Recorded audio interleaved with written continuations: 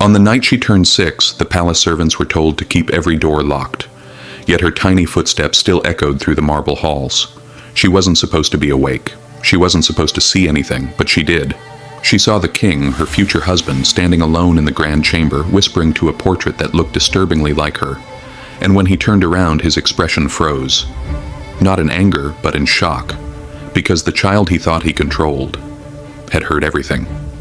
They say history remembers kings by their victories and queens by their tragedies, but there are stories so unsettling, so quietly disturbing, that historians can only whisper them, and even then, only in the dim hours of night when no one else is listening. This is one of those stories, a tale buried beneath palace dust, wrapped in silence, and protected by the kind of fear that survives for generations. A story of a child who was forced to wear a crown she could barely lift, and a king whose obsession with power reshaped the destiny of an entire kingdom. But before we unveil this story, my mom said I will not reach 1,000 subscribers. Let's prove her wrong. Comment below where you're watching from. I'm genuinely curious to know where this story reached. The chronicles simply call her the Little Queen, though her real name was erased long ago, scratched out by scribes who feared the consequences of preserving her truth. She was barely old enough to understand the world when she was taken into the palace, guided not by her own footsteps, but by those chosen for her. Her world had been one of quiet fields and gentle mornings, where her biggest fear had been stepping on wet soil after the rain. But in one single afternoon, that innocence was stripped away forever. They dressed her in royal silk she had never asked for, heavy fabrics embroidered with symbols she could not read. The palace servants whispered to each other as they adjusted her crown, their hands trembling with something that felt like pity. But no one spoke to her directly. No one explained why the sky suddenly seemed farther away, why every corridor felt like a mouth swallowing her whole. She understood only that she had been chosen, not for who she was, but for what she could offer. And standing at the far end of the throne room was the king, a man whose face was carved into every coin in the kingdom, whose shadow alone could silence a crowd. His power stretched across mountains, rivers, and villages, yet he remained strangely detached from the world he ruled, as if the crown had fused with his skin long ago, weighing down the humanity beneath it. He was older, much older, known for his strategic mind and unshakable authority. But what unnerved people most was not his age or his rule. It was his eyes. Eyes that looked at people as if they were objects placed in his path, pieces on a board only he could see. The royal advisors stood at his side with scrolls in hand, reciting laws, traditions, and alliances. They spoke for him, though he remained silent. The decision had already been made long before the girl arrived. She was not a bride, she was not a partner. She was an alliance embodied in delicate form, a political offering, a symbol of control, a pawn, and so the kingdom declared her queen. Not because she understood leadership, not because she chose it, but because the throne demanded it, because the king demanded it, because history demanded it. From that moment, her life was no longer her own. She was given a private chamber deep inside the palace, a place that smelled of old stone and unspoken rules. The windows were too high for her to see through, and the doors were guarded day and night. Servants entered in silence, performing their tasks with stiff shoulders, always avoiding her gaze. Some looked at her with sympathy, others with fear, none with kindness. At night she cried quietly into pillows filled with lavender and feathers, luxuries that felt like chains. She wanted to go home. She wanted to see her mother's face again. She wanted to run barefoot through the farmland she barely remembered now. But the palace walls did not care. The more she cried, the more they seemed to echo her trembling. But the king never visited her, not directly. Instead, she felt him before she ever saw him. His presence seeped through the corridors like cold fog. He watched her during ceremonies, always from a distance, always with that unreadable expression, calculating, studying, assessing whether his new addition to the royal legacy would fit into the grand design he had constructed in his mind. He did not need to speak to her for her to understand that she was expected to play a role she had never auditioned for, a role she did not want. The kingdom itself was beautiful, at least from the outside. Towering walls painted with gold, courtyards filled with jasmine vines that climbed toward the sun. Night markets lit by lanterns drifting above like floating fireflies. From afar, the land seemed peaceful, prosperous, serene. But within the palace, the air was heavy with secrecy. Servants whispered about locked chambers no one was allowed to enter, rumors of forbidden archives. hidden portraits sealed behind wooden boards, a collection of masks the king had gathered throughout his reign, each representing someone he had once silenced, manipulated, or controlled. And always, always, the eerie tradition that no one spoke of directly. The king's preference for queens who were too young to question him, too young to challenge him, too young to understand what power truly meant. She was not the first. That was the chilling part. She was simply the latest. Despite this, the girl grew. Not in age alone, but in awareness. She learned the language of silence, the way servants communicated through glances, the way advisors avoided details, the way the palace walls seemed to listen. She learned the king's schedule, his footsteps, the subtle shift in the atmosphere when he was near. And she learned something else, something even the king had not anticipated. She became observant, dangerously observant. She noticed how the king trusted no one, not his council, not his generals, not even the royal seers. He watched them with suspicion, keeping his cards hidden, playing elaborate games of strategy without ever moving from his throne. His intelligence was unmatched, but so was his paranoia. He controlled every detail of palace life, every appointment, every decision, every rumor that escaped into the streets. And as the girl began to understand his patterns, she also began to understand his weakness. He feared betrayal more than anything. The first turning point came on a stormy night. The palace was trembling with thunder as she walked the corridor toward her chamber.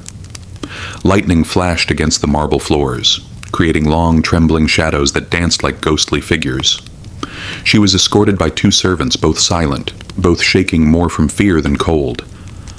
As she passed one of the king's forbidden doors, a door carved with symbols she could not read, she heard a sound she had never heard before. A whisper, soft, trembling, urgent. It came from within the chamber. A voice. No, several voices, whispering names, pleading, praying, begging. Her heart froze. The servants quickly pulled her forward, urging her not to look back. But the sound stayed in her mind long after she reached her room, long after the thunder quieted, long after the palace returned to its eerie stillness. Someone was behind that door, many someones, and none of them sounded free. She began noticing more small details. Servants disappearing for days, advisors who once argued suddenly walking with lowered heads, musicians who once played joyful songs now performing only melancholic melodies. The palace shifts were subtle but unmistakable. The king was tightening control over everyone, not just her. But the most unsettling discovery came when she saw something no one wanted her to see.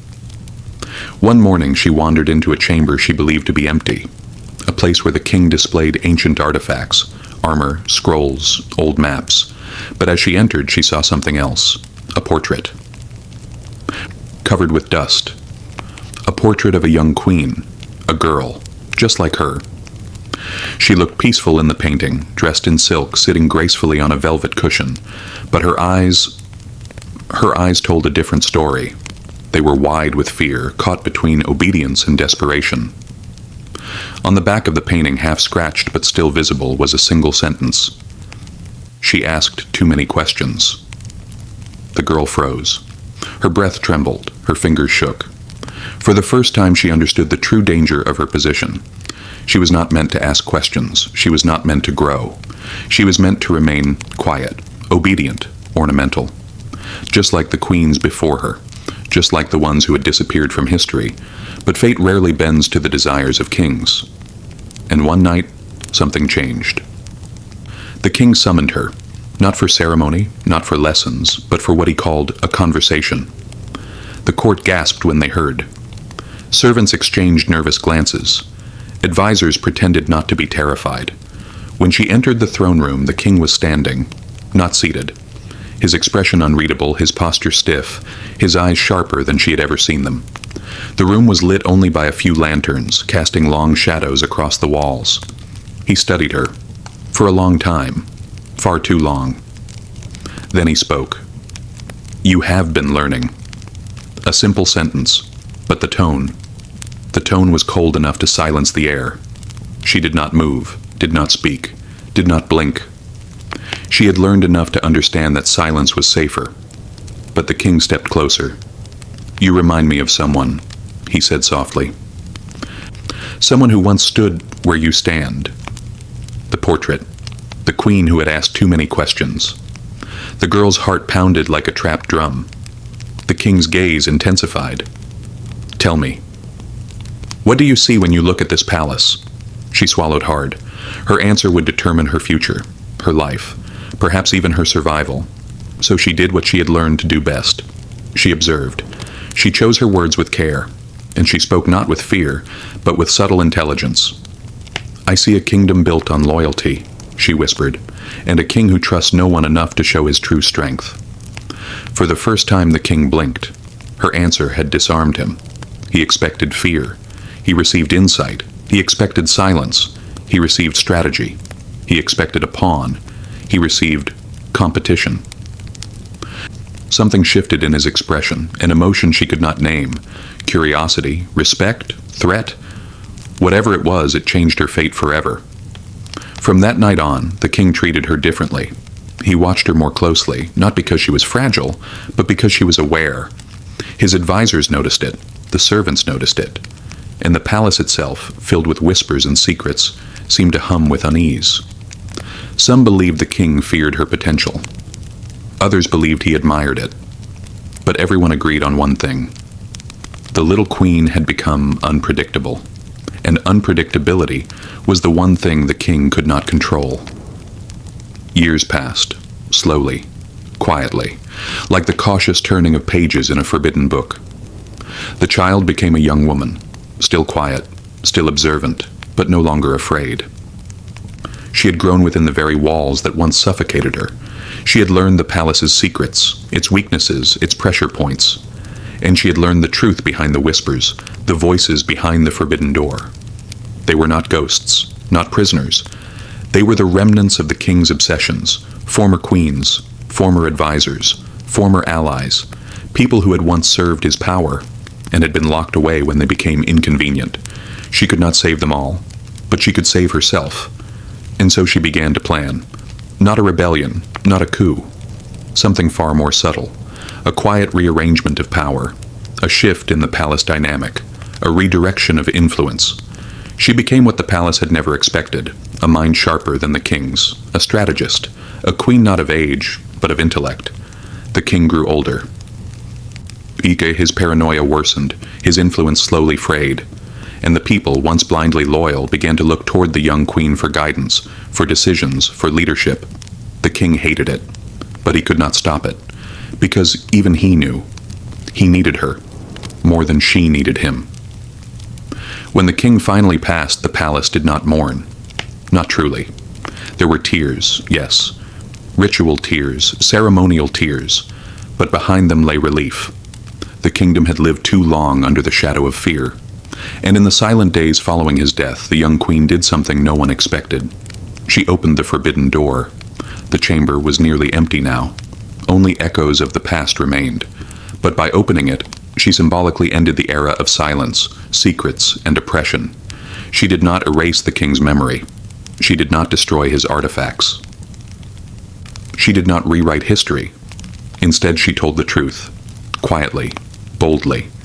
And the kingdom flourished under her, because she was not made to be controlled. She was made to survive, to endure, to rule. And that is why historians remember her not by her age, not by the tragedy of her childhood, but by the name she earned through resilience, the queen who outsmarted a king.